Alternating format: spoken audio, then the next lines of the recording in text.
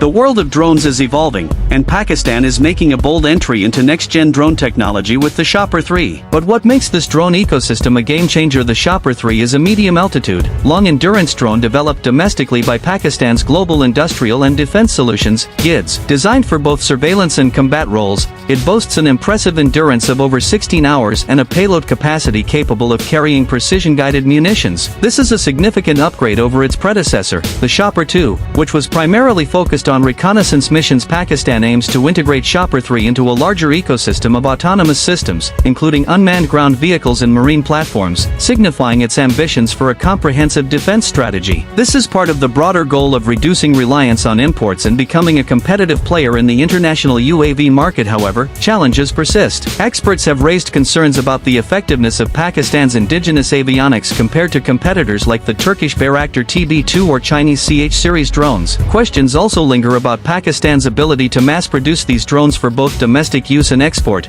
given limited infrastructure and financial constraints. One standout feature of Shahpar-III is its modular design, which allows it to perform various roles, from surveillance and target acquisition to delivering airstrikes with pinpoint accuracy. This flexibility positions it as a direct competitor to other mail drones globally. Imagine a scenario where a country achieves full autonomy in manufacturing such technology. It's not just a defense asset but a symbol of national progress. The Shahpar-III represents more than just a drone. It's a bold statement of Pakistan's technological aspirations. As the country navigates the complexities of defense modernization, this UAV could play a pivotal role in shaping its future. What are your thoughts on Shahpar-III's potential impact on the drone ecosystem? Share your views in the comments below, and don't forget to subscribe to the Ultra Defense for more in-depth defense insights.